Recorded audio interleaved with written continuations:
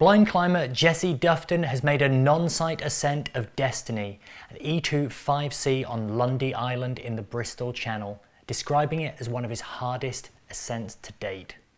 Jesse has previously non-sighted, by which we mean on-sighted, but without sight, up to E3, with International on Sky representing his high point at the grade.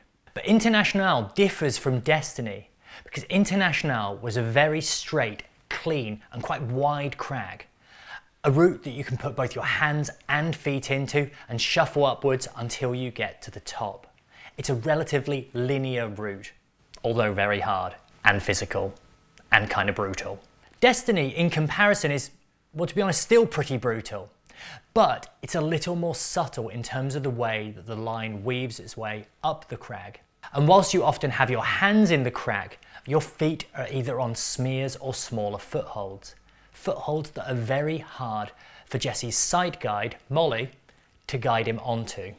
Jesse has a degenerative eye condition called rod-cone dystrophy, and he can only differentiate between light and dark with an extremely narrow field. Jesse relies on his partner and sight guide, Molly, to issue him with all the information available. Of course, this is easier said than done, and they have to communicate using radios, with Molly issuing information not just on where the climb goes and any holds that she might be able to see, but also where the gear placements might be too. All in all, this makes the non-sight experience significantly harder and requires much more stamina and strength in order to hold on for longer in order to both find the holds and the gear, which isn't easy. Jesse wrote on his blog, "When I choose to try a route at my limit, I usually want to get straight on with it. Often waking up early, with the bit between my teeth. Having hassled Molly, barely caffeinated, out of the campsite, I laboured across the island under the weight of my rucksack and the gargantuan abseil rope I brought. I jammed efficiently up the start of the main crag, reaching the crux where the crack arcs to the right, becoming horizontal. I found the moves powerful, and it was difficult to engage my feet on the insecure footholds. I realised I could not dally here, quickly slamming home a dragon cam. I lunged right and kept going, finding, to my relief, a widening crack with good jams and an awkward but imperfect rest." If you haven't seen it already, check out Alistair Lee's film on Jesse, Climbing Blind, where Jesse makes an ascent of the Old Man of Hoy. This ascent was impressive on so many different levels, not least the climbing, but also the adventurous nature of not only the approach, but also the quantity of vomiting birds on the route. On the other side of the world, in Yosemite National Park, big wall virgins Alex Waterhouse and Billy Ridal are trying to free the nose. When we last spoke to them, they were trying to get to grips with big wall climbing, having never done it before. In an effort to remedy that, they've been hauling loads up to the top of El Cap and rapping down to try the route's two hardest pitches, the Changing Corners pitch and the Great Roof pitch. Here's what they had to say. Oh, welcome back to El Capitan Meadow. Oh, you can't actually see it, can you? It's a little bit disappointing. It's very pretty in the evening light. You're not going to see it, but it looks really good. So we had our first experience of going all the way, spending multiple days on a big wall. So we hiked everything up to the top, like 4 days of food and water, portaledge, all the climbing gear, and then we wrapped from the top.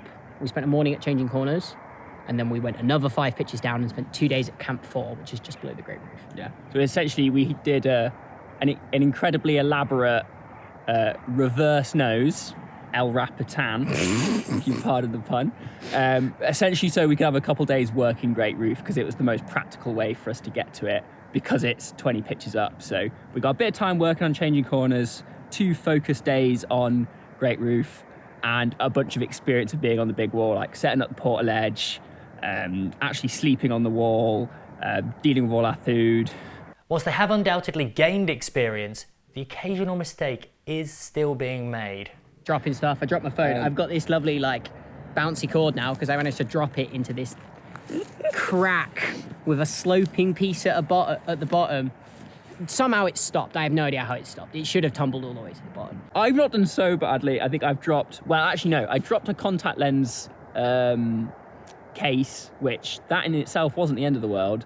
But then on another trip up the top, I just flat out forgot it.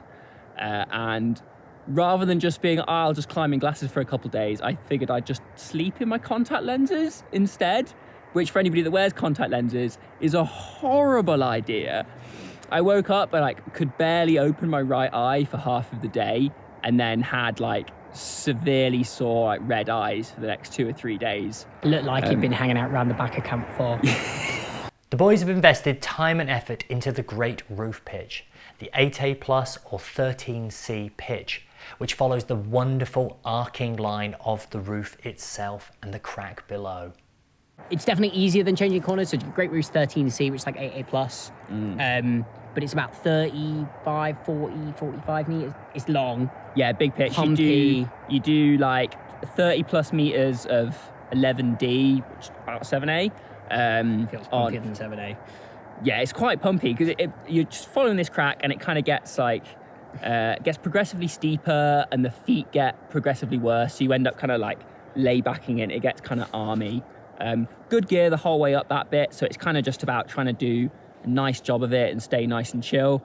And then it just sort of builds and builds as you're going into the actual roof section. You have like sort of a little boulder problem, get like an okay foot and clip some gear, and then do another sort of little boulder problem and get a slightly worse foothold and a bit of gear, and then you're faced with the actual roof, which is one of the most like enjoyable sequences I think I've. No, it's really good. Maybe not enjoyable, but like one of the coolest, most intricate sequences. You start off and the pin scars just totally run out. So you end up fully just pressing back behind yourself in the roof to reach through to the next pin scars. It's going to be a fight. Like we if we'd have spent 2 more days up there, I think we could be pretty certain we'd go up and do it like fast. Yeah, but we've had a day and a half on it versus changing corners. We've had 7 sessions. So it's a quite a big difference. We've kind of like, we've not got it perfectly refined, but it's such an undertaking to get there that we're at the point where we're confident that we'll get through it. Honestly, we don't really know what the best way of doing this is, so we're just sort of deciding what works best for us and what's the best balance of like keeping the challenge as pure as possible and it actually just being fun. Like we're not trying to like totally wreck ourselves on it. Yeah. We've just walked up to go and check it out for tomorrow's objective. Tomorrow we're planning to haul sleeping stuff, food and water up to Dalt Tower, which is like 10 pitches up. The idea right now is that we're going to haul there, take a couple of rest days, and then we're going to go for the push. Yeah. So we'll have all that stuff at Dalt Tower. We've got some more water stored up at Camp 6 below Changing Corners from when we've been working. So we're kind of trying to like minimize the amount of like manual labor that we're doing whilst on the actual push, and sort of getting as much of it out the way as possible ahead of time, so then we can focus on the free climbing when we actually come to it. And then we've got a week for the push before I've got to fly home. So if I'm honest, for Changing Corners at least, I don't feel as ready as I wanted to be. In my head, the kind of checkbox was to have linked it on top rope before we go for the push. That's not happened for me. It has for Alex. Alex linked it yesterday. I've done it in like pretty big overlapping halves, but it's not enough for me to be confident. So I'm going up like, feels very much like a roll of the dice. I'm hoping we're going to get there and the like comp mindset is going to kick into gear and I'll find that like extra few percentages. That's this is classic Billy working something. See, he'll be stressed out and then it'll be time to go and it'll just get it done. Like it feels bit of squeaky bum time. It has been a big project though. Like by our standards, like I've had seven sessions on Changing Corners, which is already the largest number of sessions I've ever had on a single pitch of climbing.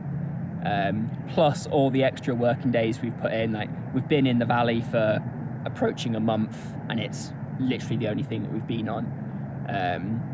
And like prior to this, like we've been talking about it since spring. Like the entire second half of the summer, I've just spent preparing for this trip. So it feels like a big old build up to this push. So, but it's worth it. Look at it. Yeah. Day 7, topping out. The morning of day 8, Billy has a flight at 4 p.m. If we top out in the morning and run down and get in the car, we can just about make it to San Francisco. I'm leaving the 8th morning open as like true scent. No. or My die. dream is we turn up ahead of schedule, feeling great, and bang it out first go, and then we've got 3 days chilling in the meadow drinking beer. Now we're doing it now. Check that out.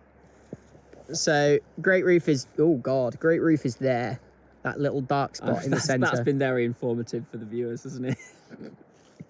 They've now started their push, having hauled their bags up to Dalt Tower and left water higher up on the route, ready and waiting.